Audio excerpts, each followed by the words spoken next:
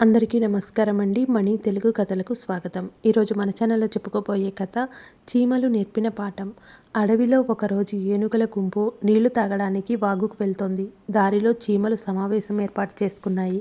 చీమలను గమనించిన ఏనుగులు పక్క నుంచి వెళ్లకుండా వాటిని తొక్కుకుంటూ వెళ్ళాయి. ఏనుగుల దాడిలో కొన్ని చీమలు చనిపోగా కొన్ని తీవ్రంగా గాయపడ్డాయి. నీళ్లు తాగి తిరిగొచ్చేటప్పుడు ఏనుగులకు ఎదురుగా నిలబడిన చీమలు ఇలా అన్నాయి: మీరు చాలా బలవంతులు, కళ్ళు బాగా కనిపిస్తున్నాయి, కానీ మాలాంటి చిన్న ప్రాణులపై మీ బలం చూపడం తగదు అని ప్రశ్నించాయి. దానికి ఏనుగులు, అది మా ఇష్టం, మాకే సలహాలు ఇచ్చేంత గొప్పవారా మీరు అని గర్వంగా చెప్పాయి. ఏనుగులకు ఎలాగైనా బుద్ధి చెప్పాలనుకున్న చీమలు వాటిపై దాడి చేశాయి. చివరకు చెవుల్లోనూ కళ్ళల్లోనూ కుట్టాయి.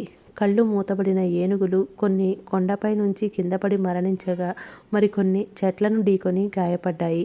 ఈ కథ ఇంతటితో సమాప్తం. ఈ కథలోని నీతి: మనకు బలం ఉందని ఇతరులను తక్కువగా చూడకూడదు. Please like, share, subscribe. Thanks for watching.